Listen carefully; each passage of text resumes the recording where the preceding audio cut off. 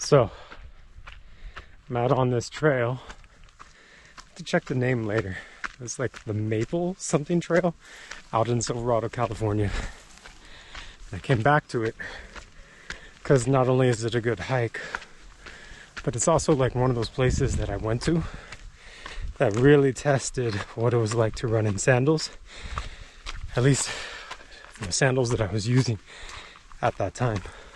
If I'm going to talk about rock gardens, this is the place to go. This is the place to record.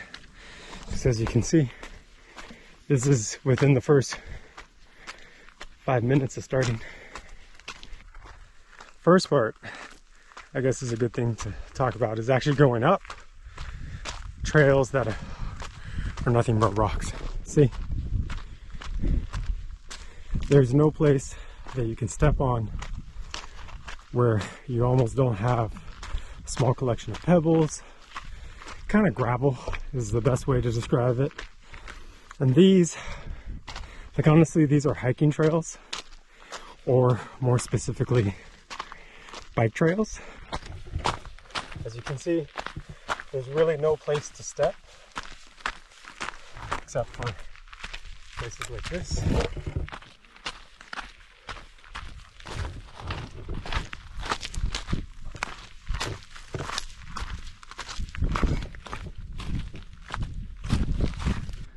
So the transition from easy to run to a little bit more of a rock garden is intense. All of a sudden you go from easily being able to move to kind of shimmying back and forth, having to deal with overgrown stuff. Here's the biggest issue. When the path is overgrown, you most likely end up be running on the rocks.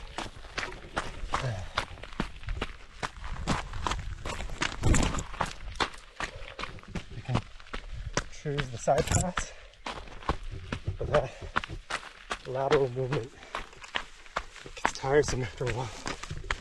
And then you start looking for the easy stuff. So as you can see, it's more manageable. It feels like if you hit a rock wrong, you can stumble. Something I want to go over that I noticed. See the trail right here? It's manageable. Even down here it's manageable.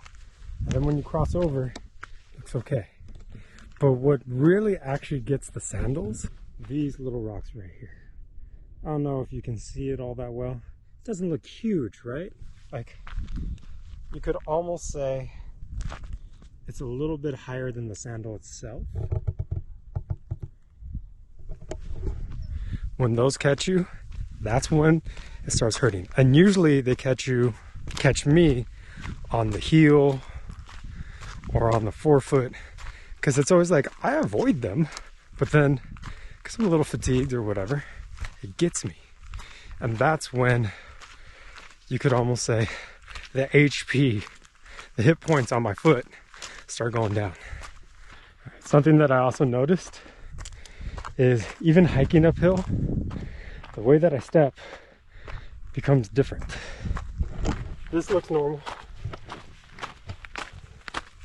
Straight, digging in, trying not to land on the heel.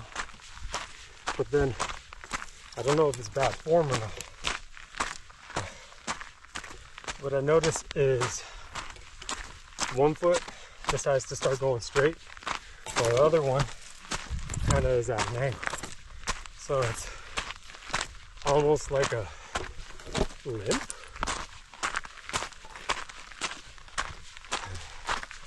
And it actually does feel natural. The problem is here is where the strain is. So correct posture to correct. And then if I want to maintain the side, it's okay, but then I got to switch. All right, so taking a look at this, it's a perfect place to start going downhill, because it's a mix of rock and a mix of just like dirt, but it's all gonna get complicated. From rocky to not as rocky, back to rocky.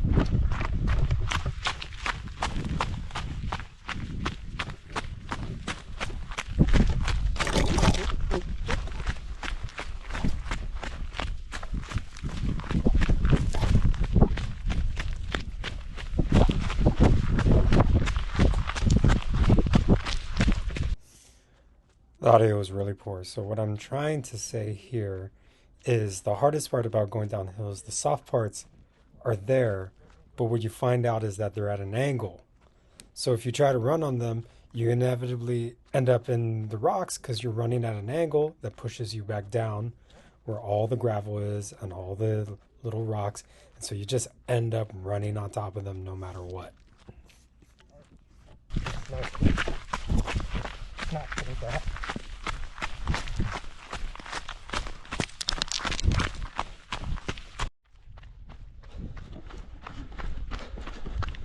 Here it starts.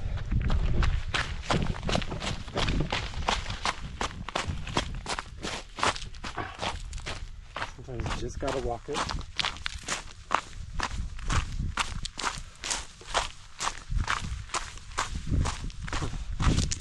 So this little part right here, coming down, I actually want to practice on it just a little bit.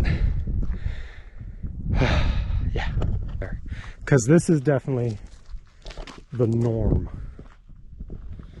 Like you can run on the outside here, but then you don't really have a choice for there.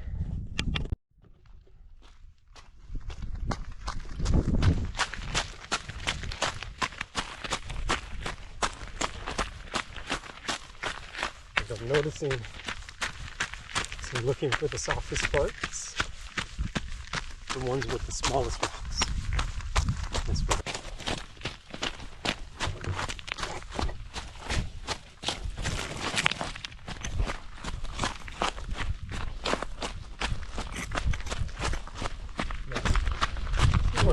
hurting. Ow! See? Where you roll your ankle.